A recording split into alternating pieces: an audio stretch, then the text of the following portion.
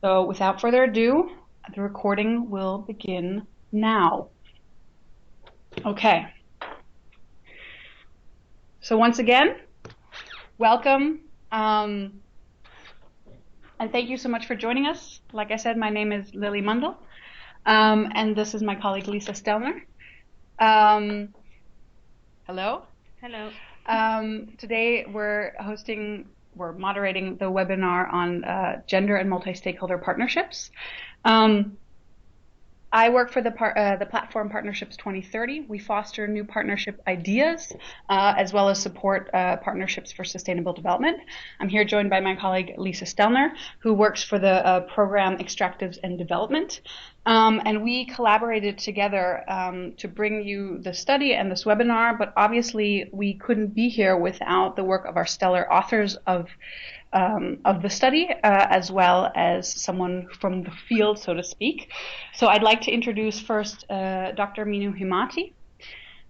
She's a clinical psychologist with a doctorate in organizational and environmental psychology. She has been consulting independently since 1998 with governments, international organizations, women's networks, NGOs, corporations, and research institutions. Her work includes designing and facilitating change processes that bring together diverse stakeholders in a dialogue and collaboration, as well as training, research, and advocacy. Minu has wide experience with multi-stakeholder processes on sustainable development and in the areas of climate and gender issues at all levels. She's facilitated small and large groups, done international policy making, as well as implementation. She also does nonprofit work with the MSP Institute. It's an international charitable association she co-founded in 2016, and she's published 2 books and co-authored another and written over 50 articles, books, chapters, and reports. We're also joined by Anna Holthaus, who holds a master's degree in governing sustainability and a bachelor in environmental sciences. She currently works for the MSP Institute as the coordinator of their project on gender and chemicals within the multi-stakeholder process on the strategic approach to international chemicals management. Not to be forgotten is Alice Powell, and she's a research consultant with a focus on natural resource governance and gender and extractives. Over the last year, she has worked with the GIZ and the Mining and Women Group to write the encyclopedia on gender and mining and supported EITI in the development of a guidance note on gender. Before consulting, Alice worked at the U.S. Embassy in Havana and published What You Pay. Last but not least, I'd like to introduce Jonas Verdes, who is responsible for the important task of making sure the organization and tech works for this webinar. So without further ado, we'll also go over the agenda now. As you can see from our agenda, we'll begin with the short introduction, followed by a brief overview of the EITI case, which will then be followed by the more general presentation of the study findings and a discussion around that. And last but not least, very importantly, we'll have a Q&A session. Please, when you have questions or also comments, please post them in the chat. We'll read them out and address them then in the Q&A session. Finally, of course, closing remarks, and that will be the end of our webinar. Okay, thank you for this short introduction. So let's start with the study. The SDGs tell us to solve all the problems of this world in multi-stakeholder partnerships. Sustainable Development Goal 5 says to achieve gender equality and empower all women and girls. So following this, MSPs should be based on the principle of gender equality between the stakeholders involved. So we ask ourselves, is this really currently the case? What do MSPs look like? So short research on Google showed differently. For example, an MSP like this, and like this. So as you can see from the examples, women are still significantly less represented on most MSPs compared to men. The basic idea of MSP is addressing problems through equitable collaboration among diverse stakeholders. Gender justice is an important aspect of the legitimacy of MSPs, and it is part of the fundament of successful partnerships. MSPs, moreover, represent an opportunity for women to act as change agents, as well as an opportunity for the MSP to be shaped by the perspectives and experiences of women. This can help revealing challenges previously unnoticed and developing alternative gender-just solutions. However, the problem is that many MSPs do not know how to address the issue. The establishment and management of partnerships are very complex tasks, and the question of gender equality often remains merely just as an add-on. So while I and in the following we speak of women, it is necessary to clarify that women are, of course, not a homogeneous group, and there are also many more societal factors such as indigeneity, race, class, location, age, ability, that should be all considered in the MSP.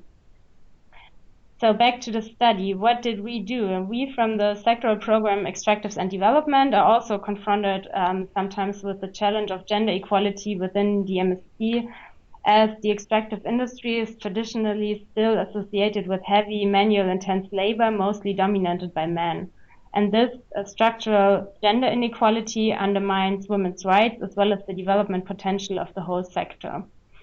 So together with my colleagues from the Platform for MSPs for Implementing the 2030 Agenda, we decided to conduct a guidance note on potential ways to establish gender equality in multi-stakeholder partnerships on a sustainable basis.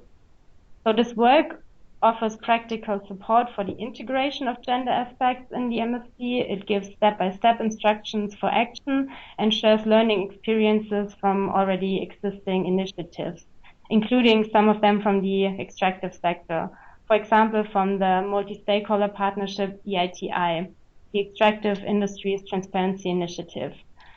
Which brings me directly to Alice, who will now give you a brief overview of the importance of gender equality and reporting in the EITI.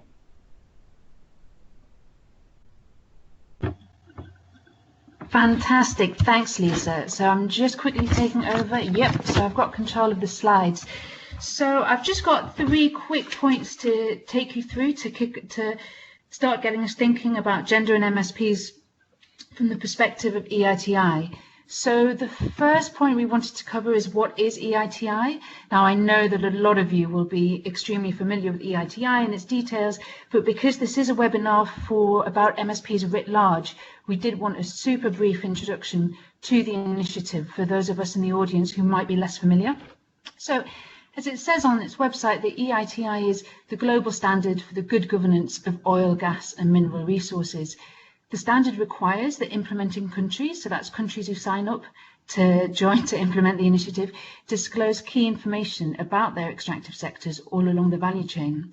And it's based on transparency and accountability as a means for countries to improve governance of their extractive sectors so that natural resources better benefit citizens. And it is, a multi-stakeholder partnership, or often referred to as a multi-stakeholder initiative as well. Its implementation at the national levels is supported by a national secretariat and a multi-stakeholder group.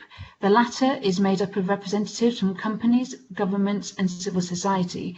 And at the international level, it's supported by the EITI Secretariat and the International Board, the latter again being a multi-stakeholder body. Now, why does gender matter? You could almost write a book on this in terms of why it matters for EITI, and there has been a lot of good stuff written on this, so I don't know if there'll be an opportunity later to maybe circulate an email with some of the links to some of these resources, but if that's possible, I'll try and do that.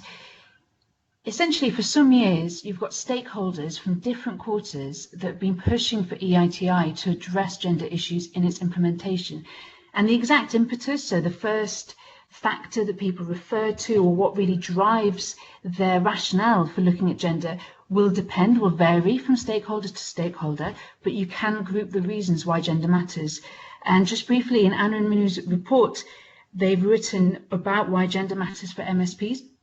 So that's got really interesting information on that side. So I'll just cover the bits about EITI. But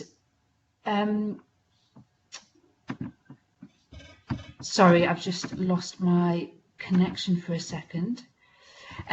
Gender issues affect women's ability to participate in MSPs such as EITI, and that might manifest itself on the multi-stakeholder groups that I mentioned at the national level, or in outreach events about EITI data. So that's perhaps when EITI countries are looking to disseminate EITI findings in order to inform public debate. And there's two facets to this. There's representation and participation. So there's the fact of being invited, being able to be there, and that's a big issue. But there's also participation. There's the fact of being able to express yourself, of being heard, being taken into account, being able to influence the agenda of what's happening. And in our field, there's a specific term for this, meaningful participation, with its own specific definition, which I could either try and run through later or share with the links that I mentioned. Now, why did this matter? So you've got the principle of it, I think, at first, and this is also referred to in the report, which is that if an initiative is based on stakeholder participation, on transparency, on accountability, it makes sense that it should enable a broad participation of stakeholders, including women.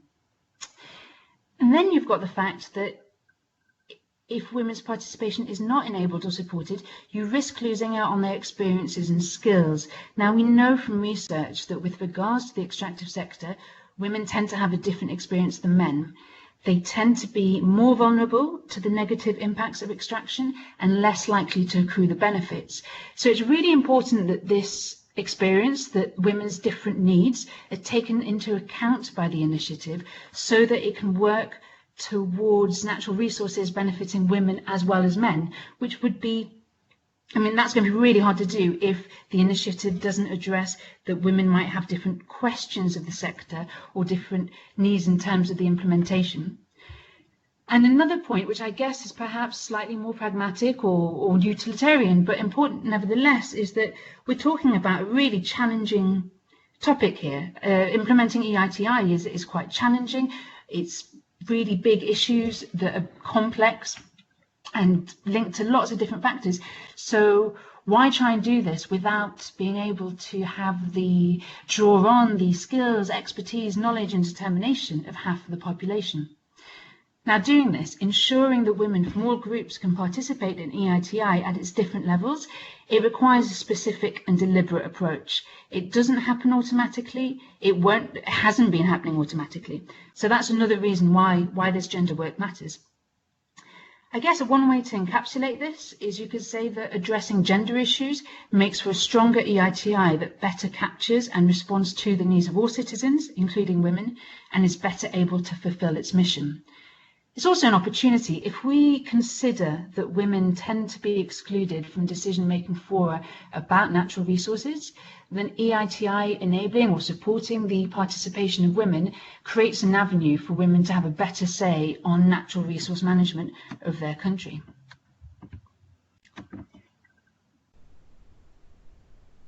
And then there we go. And then the last thing I wanted to quickly mention were the gender-related changes to the EITI standard. So last year in February, the EITI board agreed to make gender-related changes to the standard, which until then did not explicitly mention gender.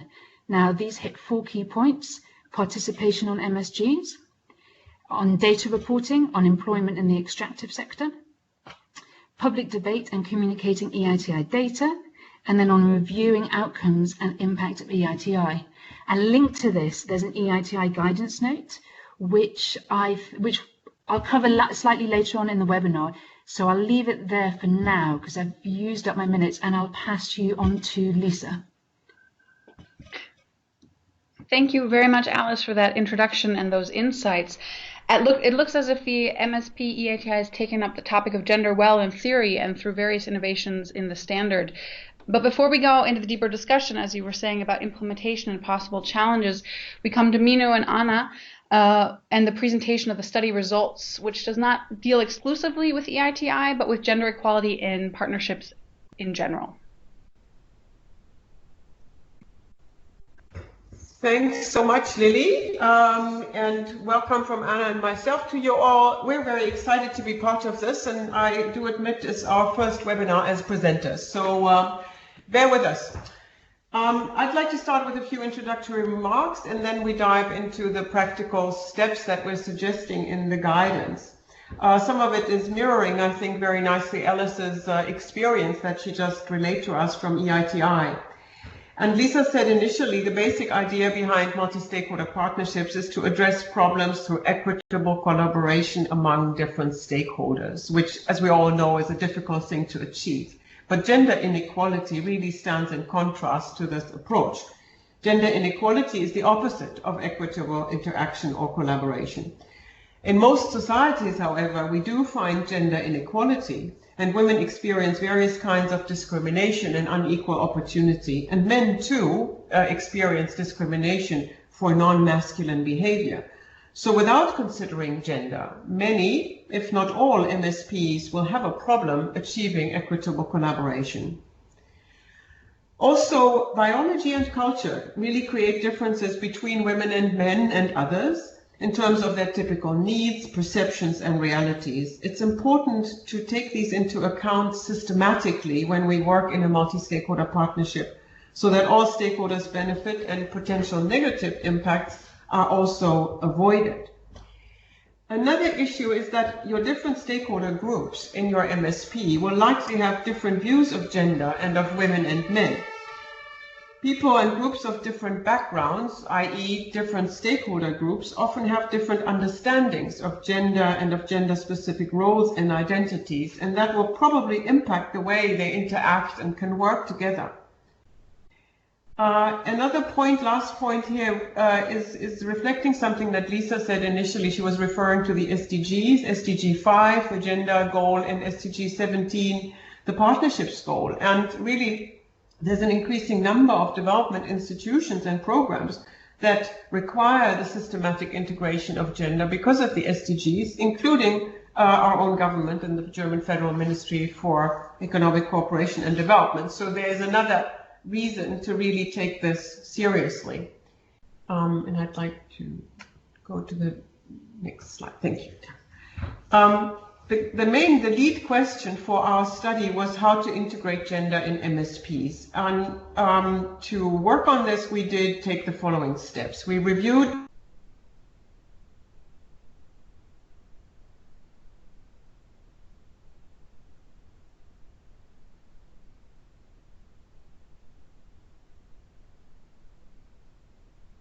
Minu seems to be gone. Minu and Anna, can you hear us? We can't hear you. Are any of the other participants having difficulties hearing Minu and Anna?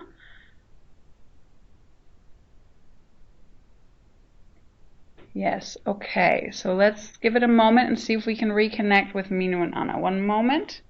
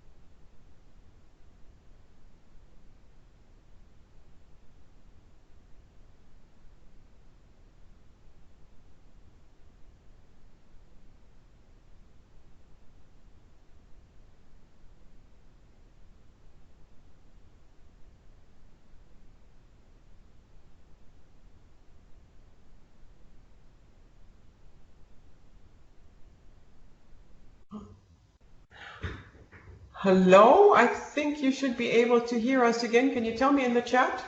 Yes, okay, thank you. Sorry about that, we have no idea what happened. I'm continuing, just beginning again with this slide, how to integrate gender in MSPs. And thank you for the enthusiastic comments in the chat. That was our main research question, and we undertook the following steps to pursue it. One is that we reviewed relevant literature on the gender studies side, as well as literature on MSPs. And from gender studies and strategies for addressing gender injustice, we took knowledge and practical recommendations on what is often summarized as gender mainstreaming, ensuring that gender is considered everywhere where it indeed makes a difference or could make a difference. There isn't much on the linkages yet between gender and MSPs. It's a rare subject, but there is literature on power differences in MSPs, on including disadvantaged stakeholders, on empowerment, on capacity building, and on monitoring, evaluation, and learning. And these can all be used when looking at gender. There's a condensed list of references at the in the internal guidance note that you can use, and if there's anything you would like to get from us, let us know. We also conducted 12 interviews with 14 colleagues working in or on with MSPs. That's people who lead multi-stakeholder partnerships or run their secretariats, and people like Alice, really, and people engaged in MSPs as stakeholders. We asked for experiences with integrating gender in the MSP work, success stories and difficulties along the way, necessary resources, and so on. And then we sat down, reviewed our findings, and drafted the guidance that you have seen on that basis. It's really meant as an ideal integration process. And now I think I have to ask you to go to the next slide, please.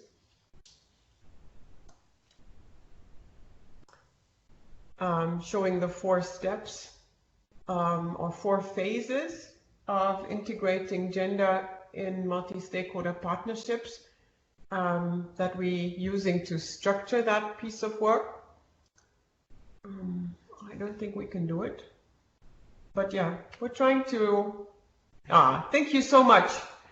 Thanks very much. So you see the 4 phases that we are suggesting as an ideal integration process, meaning we know the world and the work is not ideal. So we're not expecting anyone to follow this from A to Z in all its steps, but it's a guidance giving you ideas on what you could do along the way and what might be good to do first and then follow up after. It really includes 4 main phases: gender analysis, gender-related goals and measures, gender controlling, and improving gender mainstreaming. And Anna will take us through these phases in a little more detail, and I'm handing over to Anna now. Try it again. Thank you, Mino. And so let's start to look into the details. So let's go forward. Yeah, there we go. Okay. In the beginning of the integration process, it's important to analyze the basic content work and the structure of your MSP. So on the content level, you have to ask yourself, is gender relevant for our work, so that you can then develop an understanding of the problem situation from a gender perspective. And therefore, gender analysis tools can be very helpful, and you can find a lot of good examples in the internet or in our publication about examples from the field, where we describe a simple method for gender-specific problem analysis. Additionally, it is very important to search for literature and data on gender in relation to the problem addressed by your MSP. There are already a lot of studies regarding gender and SDGs, or women and environment. And for example, the groundbreaking UN Women Report, Turning Promises into Action from 2018. Sometimes it can also be very helpful to conduct a small study by yourself.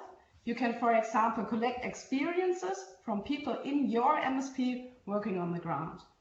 To integrate gender, it is absolutely useful and necessary to include the relevant stakeholders for this. So think about including gender experts and women's organizations, which can help you with the expertise, especially in the beginning of your gender activities. And involve, if important, so-called vulnerable groups to make sure that their voice is heard. And pay attention of the general gender balance of your stakeholders, of course. And furthermore, try to create a space for gender-sensitive collaboration. And here, open communication and trust-building group methods are key for this. Additionally, it might be very important to reflect on power relations within your MSP by using methods of power analysis or role plays. And of course, support women's contributions. Ensure, for example, equitable distribution of speaking time, do some work in small groups, or create a separate space for women.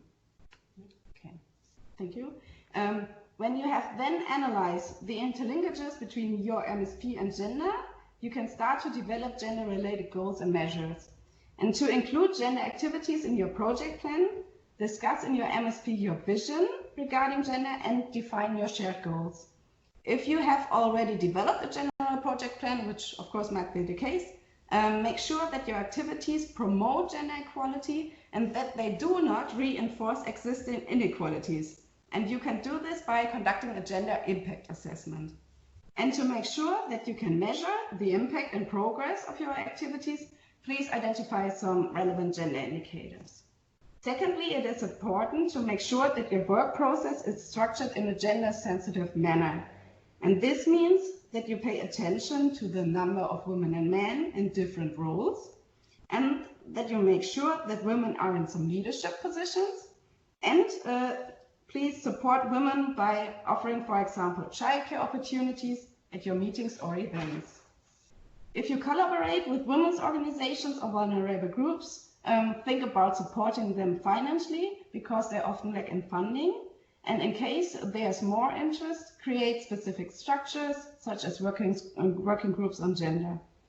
And then it's now time to get really active, and the development of a declaration of intent could be the first starting point for your activities. So discuss what you want to say to your stakeholders and the public, and create a public commitment statement and information material which might be published on your homepage or in your newsletter. The third phase is then the gender controlling, and this includes the allocation of resources to your gender activities. So make sure that you allocate enough resources for gender trainings or capacity buildings, as well as your activities in the long term. And special gender-sensitive budgeting tools can help you with this. Secondly, you should monitor and evaluate your gender activities after a while. So on the content level, you can check and measure your progress with your identified gender indicators. And on the structural level, you might collect some feedbacks from your stakeholders involved if they feel equally comfortable and included in your MSP, and also, of course, regularly check the gender balance. With the result of the monitoring and evaluation, you can then reflect on your gender activities, and in doing so, create awareness of lessons learned, and think about potential solutions if you experience some difficulties. And sometimes further gender trainings or gender experts might then be very helpful. So last but not least, you might then think about improving your gender mainstreaming. First, reflect what has been achieved with your gender activities and demonstrate the success by publishing information about it, for example, with a flyer or at your homepage. And very important, celebrate your success with your colleagues. Then ask yourself, which of your activities do you want to improve in the future? For example, it could be very interesting to expand your partnerships and networks relating to gender, or to create some projects to support women's activities in your MSP, like a mentorship program or specific trainings for women. And maybe you might also develop new possibilities to strengthen your activities on the content level. And for example, collecting and publishing gender disaggregated data of your work on the ground might be an easy way with strong gender transformative effects. And finally, create stability to improve your work in the long run by creating formal structures like an office or a full-time position to work on gender, and make sure that new people within the MSP are aware of gender issues by offering regular gender trainings. So, well, that's about it for now. We've covered the whole integration process, and I now turn over to Mino again. Thank you very much, Anna, for presenting the details and some practical suggestions. We wanted to conclude with a quote that we really like. It's from a report by Women 2030. That's a coalition of women's organizations and gender experts and networks. They say, mainstreaming gender for the fulfillment of the 17 SDGs calls not only for a real commitment to integrate gender in both short and long-term agendas, but also for a renewed global partnership at all levels with all stakeholders working in solidarity to achieve the goals. 2030 here make the clear link between gender and all the SDGs, and including SDG 17, as we said before. And it calls for partnerships, calls for activities by all stakeholders, and multi-stakeholder partnerships really are the space where we can work with all stakeholders, including on integrating gender. Well, with that, we wanted to end our initial presentation. Thank you very much for your attention. Thank you, Mino and Anna, for this very informative overview. So we take from your presentation that there are a lot of steps and activities you can do to integrate gender into MSPs.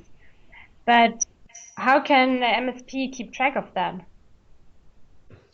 Well, in order, if you go one slide further, we developed a questionnaire or a checklist with gender indicators that are relevant for all MSPs. As Anna said before, of course, depending on the context and the content of your partnership, there will be different gender aspects that are relevant. But for all multi-stakeholder partnerships, we developed this brief checklist. It can be used to measure your own integration process and gender activities and figure out what might be missing. The items are based on what we've been suggesting and should be relatively easy to measure or to assess. And actually assessing them together in your partnership or in a working group might be a really good exercise for your multi-stakeholder partnership as well. So we're suggesting you go from top to bottom. You start with the structural and organizational aspects like equal representation, women in leadership positions, women's organizations, gender aspects, experts are engaged in the partnership, gender sensitivity is included in the code of conduct. And then you go to the content level, and the first bit there was what Anna also mentioned, is to conduct the gender analysis and the gender impact assessment.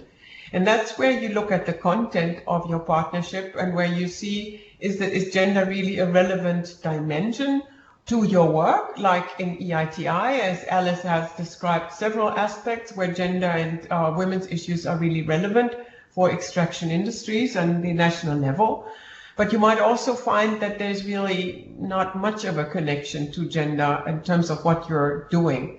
Then we're suggesting that if you go from top to bottom and you end here with the gender analysis showing you, well, actually there isn't really a connection with gender in terms of the content of your MSP, then you can skip the questions below. If there are linkages between gender and the content of your MSP, we suggest you also look at the steps or the activities mentioned underneath, like a public commitment, gender activities that are being undertaken, a project plan, and so on. And that's the steps that Anna also just outlined, that you can say, you can look at them and you can really roughly say, yes or no, we've been doing this or we haven't been doing this. And we're suggesting to really use this as a quick and dirty tool. And then look at the right-hand side. We suggest that if you answer mostly yes to these questions, your partnership has obviously been taking gender into account.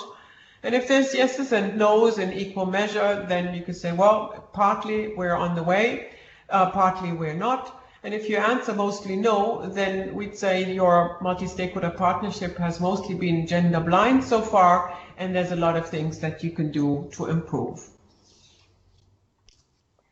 That's it for the moment. Thank you, Mino. Nice and good in theory, but what about in practice, Alice? What do you think of the four-phase model, which Anna explained earlier? How does it fit with the case of EITI? Thanks, Lisa. I think it's really interesting. And I think one of the first things I was going to flag, Mino actually flagged, which is that it's trying to, when she mentioned going through this process A to Z, because when I was trying to map this onto EITI, it's tricky because maybe the phases don't quite happen in order, or maybe some are happening at the same time, and maybe there's uneven progress over areas. And I think the reason this has been the case for EITI is because the approach, the decision to start integrating a gender approach is less clear-cut than in a model. So it's not the case that you'd have, or in EITI, for instance, that you might have nothing done on gender or very little done on gender, and then decide to do gender from a point where you can start it from the beginning and go through these phases.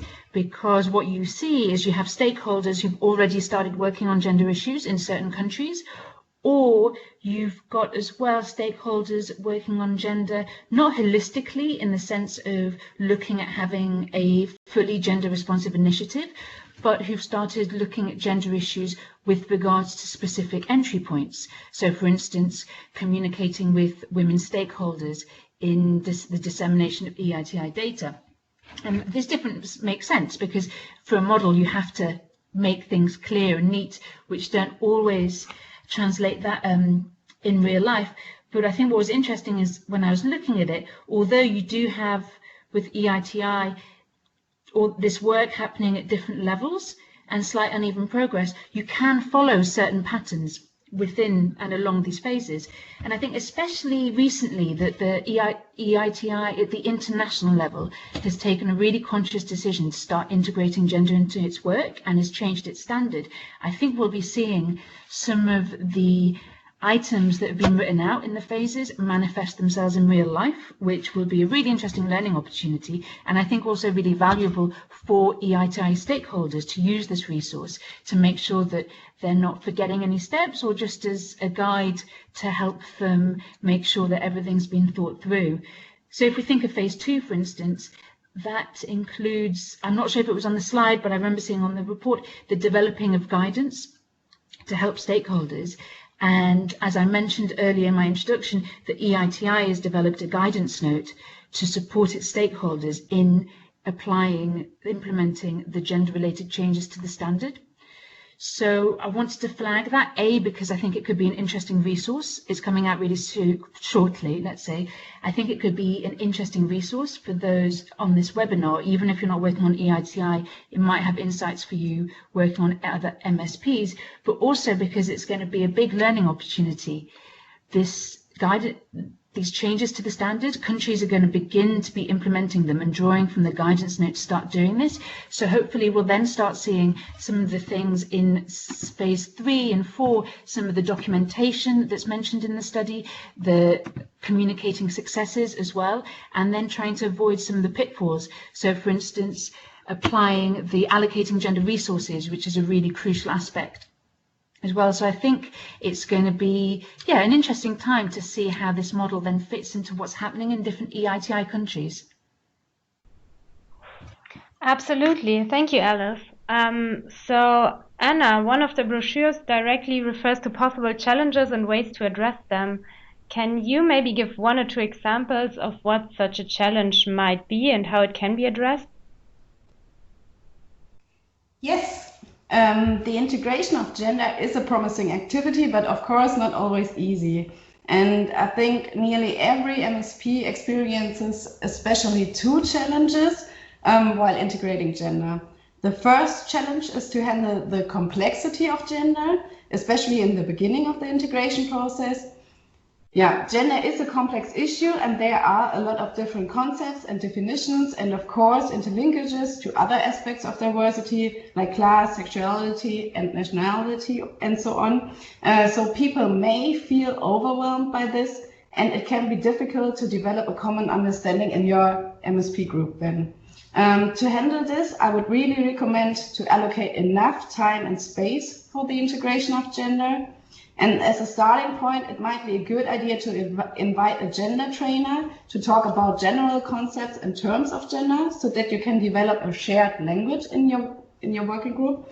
And then I would recommend to develop a memorandum of understanding as a basis for your work and as a first activity, where you can focus on those gender aspects that your stakeholders regard as most important and relevant. And this all doesn't have to be done by the whole people involved in your MSP. It could be much, much easier to create a task force for that with the people who are really interested in the gender issue. And the second challenge, which MSPs might often experience, is the lack of capacity and diminishing motivation. So because during the beginning of the integration process, stakeholders are usually highly motivated, but over time, their engagement can decrease. And this is, I would say, understandable because gender is a long time task and people involved in MSPs are often doing this work voluntarily. So to handle this, I think it is key to consider and respect capacity limits. And especially women must handle often a lot of care responsibilities in their personal and family lives.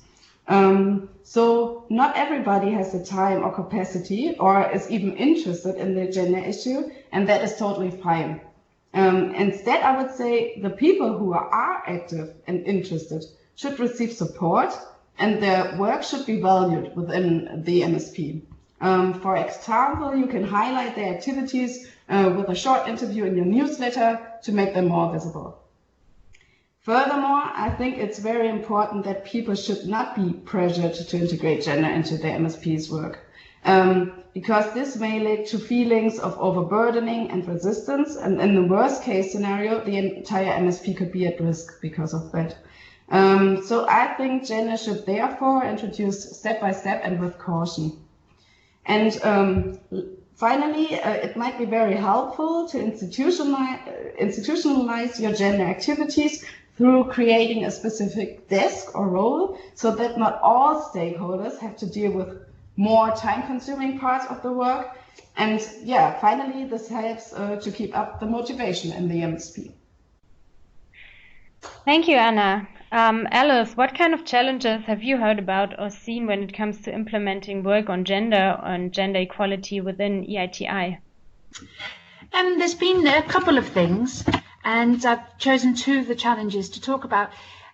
Just quickly before though, I wanted to flag, because we've said that research is quite thin on this issue on MSPs and gender, and Oxfam recently put out some research on the challenges women's organisations face in terms of participating in extractive revenue, transparency and accountability initiatives in the Dominican Republic and Zambia, and that's really worth a read because they've really done a lot of research and good work into what exactly the challenges and blockers are to women's organisations and participation. So that's worth a read. So the first challenge that I've heard spoken about a lot is the fact that it's still not there's still a need for more acceptance of the fact that addressing gender issues is central to successfully fulfilling EITI. And there's been a lot of progress on this, as evidenced by the fact that EITI has changed its standard, but it's still, for some stakeholders, they've said that it still remains a bit of an issue. And the reason it becomes an issue isn't because there's necessarily explicit opposition to working more specifically towards women's participation. It's because of things more subtle and perhaps unintended. It's if it's not seen as important, if it's not seen as part of the mission, if it's seen as an add-on or a nice to have, it could fall down the priority list. Or maybe it's the last thing to be allocated funding. And when time and funding are short, which seems to be the case for a lot of these situations, then it leads to challenges around capacity and funds to carry out activities that contribute to long-term change over gender issues and the participation of women. So that's one. And then the second one is, say the willingness is there. How do you get such a big and complex issue and you break it down into steps that are A, realizable, but also add up to long-term and holistic change? It's a huge challenge. And I think there's been progress here too, as is evidenced by studies like this one, or the guidance note EITI is producing, or other research that's been coming out. But there's still a need, and this is something you do hear often, for case studies, for blogs, for testimonies. People are searching for real-life examples in order to draw inspiration from, or be able to have a bit of more information about what practical steps can be taken. So even though they're relatively thin on the ground, perhaps at the moment, I do think there's an opportunity to capture the lessons that will be coming out in the next few years, hopefully from EITI. And a challenge, as well as documenting and communicating those, will be encouraging people to speak really openly about the challenges and difficulties so that you can just maximize the learning potential, I think, there. Sounds very promising, thank you. So to last but not least, to come from challenges to a more positive side, did you also come across positive practices from some of the EITI implementing countries? Absolutely, and I think I flagged this, but yeah, some countries, they've been working on certain gender issues since before the standard changed. And for instance, let's take Burkina Faso. So there, if you think of the work area of EITI that's about public debate and information dissemination, they did activities specifically targeting women stakeholders. So they organised a capacity building session with female national and local deputies on women in mining. And they also sought to raise awareness of the relationship between extractive sector and gender by doing debates and radio shows on the health and environmental implications of artisanal mining, particularly with regards to conditions for women and girls. In a similar vein, Publish What You Pay DRC, this was a while ago now, but they did a campaign on EITI dissemination to women stakeholders.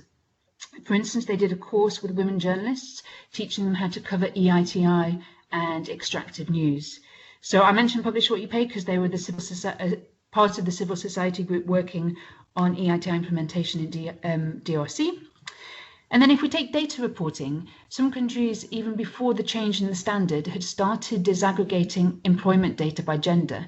So this matters because if you're trying to see the benefit of extraction via its impact on employment, it's important to see whether women are or not also benefiting from that stream. And you've got quite a few countries that are doing that. You've got the Philippines, Zambia, Madagascar, Mongolia, I think there were others. And what's particularly interesting, for instance, with the Philippines, is that they also started disaggregating the data by indigeneity, which is an example of how you can start to adopt an intersectional approach and start recognizing other social identifiers, how they impact someone's experience of the sector, and also how these might overlap. Wonderful. Thank you for those positive examples. And we'd like to continue the Q&A round, but this time around, see if the participants have anything to answer. So I'm looking at the chat right now. I haven't seen any questions, but does anyone have we've got a question. So I will read, I'm not sure if it's a question or a comment, but I will start reading from Susanne Wilner. Thanks for your guidance and input. 2 short remarks. First, in the process design, integrating gender, one additional step from the very beginning on and whenever it pops up could be understand your own mental models, patterns, perspectives concerning gender. This might influence to a great extent what we trigger, see, propose, influence. We all do gender and we are part of it, probably most often pretty unconscious. And secondly, several times the proposal was pay attention to gender balance, e.g. stakeholder meetings, etc. Good point. At the same time, I assume that in specific situations, having more only women or men or other social groups or genders together, thus not balanced, might in specific circumstances be even more appropriate, helpful, or even feasible in the process than always balance gender in any groups. And finally, interesting to see that women did this research handout, did this webinar, mostly women participate. We do have Jonas here, that's true. And how at the end does this phenomena influence our GIZ contribution to this issue, to the quality of our consultancy, to partnerships? No response expected here, just an invitation for reflection, which is probably not new to most of us. Thank you, Susanne, for those very interesting points. All right, I'll move on to Doris Buss. Alice's comments raised by the implication differences between capital city and rural women in participation. Is this different needs and participation challenges for urban versus rural taken into account by Minu and Anna in the recommended approach? Minu and Anna, do you want to respond to that question, the difference between rural and, or I guess, capital city or urban realities? Is that taken into account?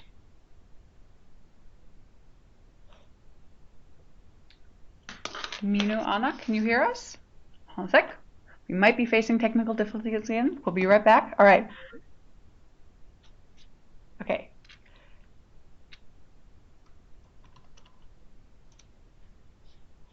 Can you hear us now? Yes. Okay.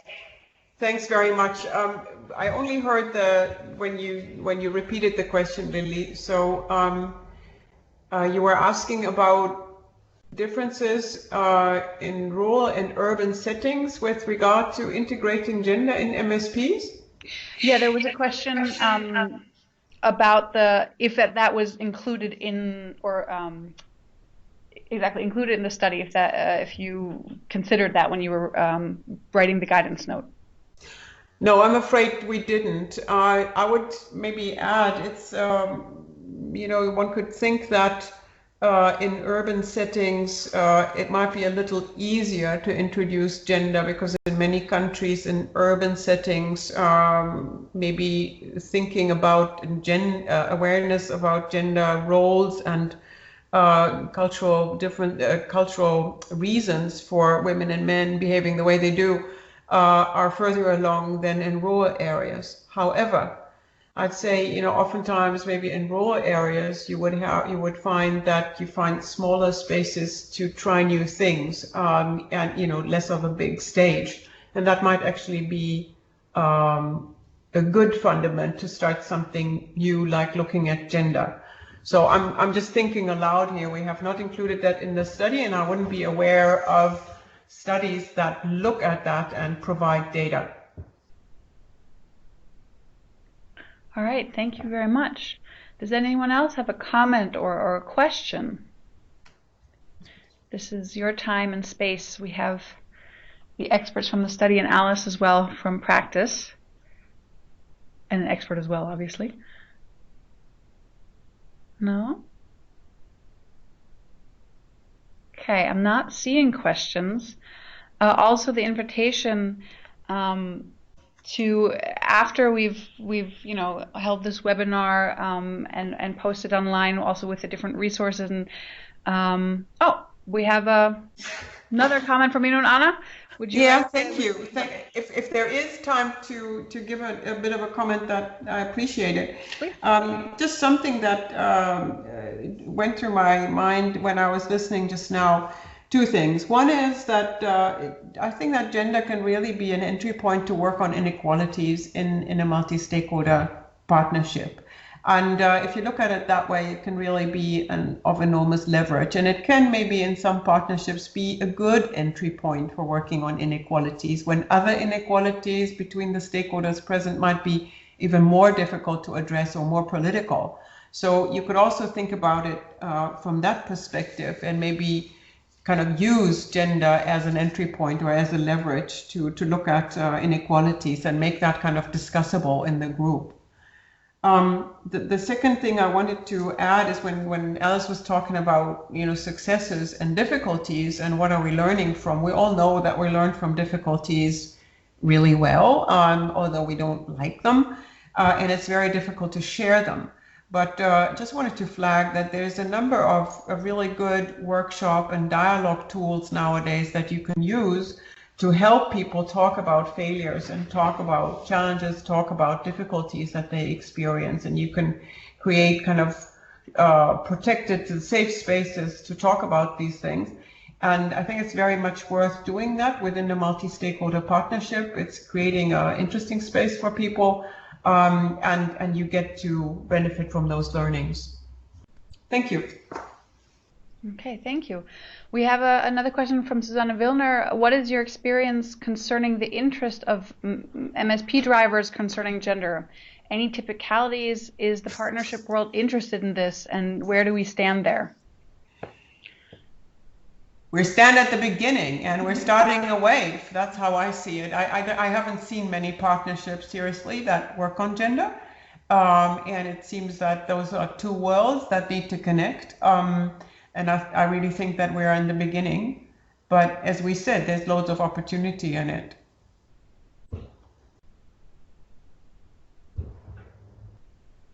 Alice, is there something else that hasn't been said here today that you want to make sure that the people who are listening to this webinar right now, that you think they should take on the road with them when they're going out and starting, hopefully, the wave of gender in MSPs? Do you know, nothing, sorry, I was busy thinking about Minu's recent comment that I really liked about the workshop and dialogue tours. So I was thinking about that. I don't think there's anything that's not really been mentioned. I think it's an interesting time. I think it's a difficult process, but I think the model does a good job of breaking that long and difficult process down into slightly more, not just realizable, but less daunting bits, let's say. So no, I think nothing that hasn't been flagged, just to bear in mind that, yeah, that it is difficult and long, but that also there's been incredible progress over the last few years. Yeah, that would be my thing to say, is just that I've seen a lot of progress. When I worked on this for Publish What You Pay we started working on that in 2013, I don't think we ever would have expected the EITI standard to change 6 years later, and yet it has. So I think it's quite a positive time. So I'm looking forward to seeing what happens next.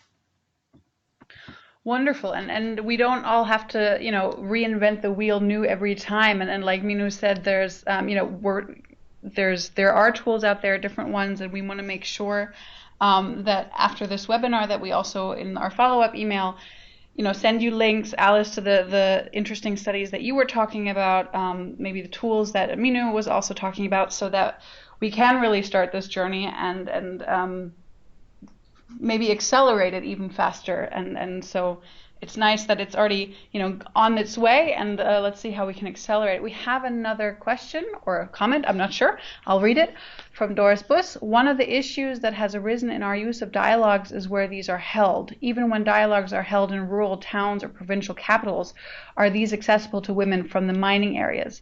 Is there a way to monitor that women from mining affected areas are being included in dialogues? Who would like to field this question? Minu? Anna?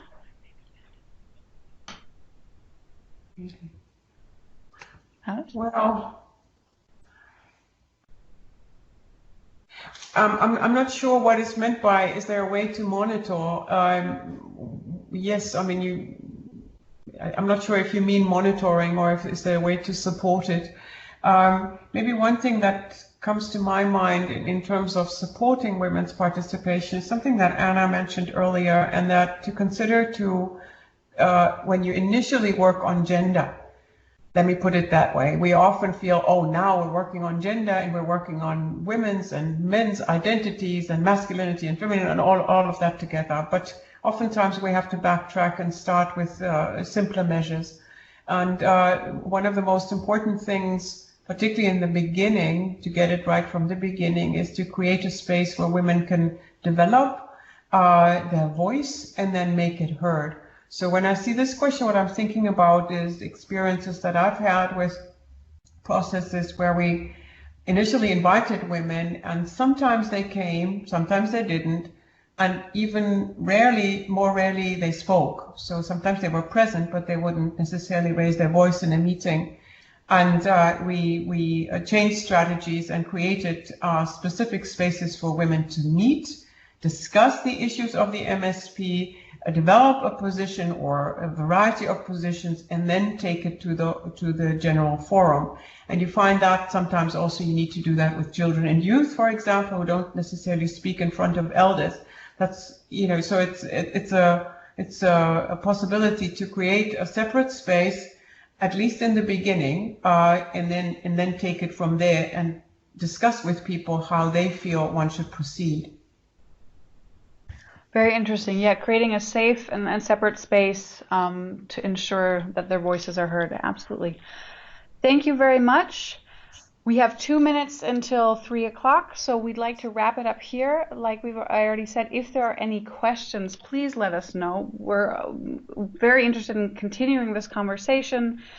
We will post the webinar on the website. You will all be getting an email with that link to that posting, as well as other resources. And just from our side, we'd like to say thank you for joining us today, for taking the time. From my side, thank you so much also from my side, and thanks a lot to our experts, Minu, Anna, and Alice, of course. Thank you. Thank you. Wonderful.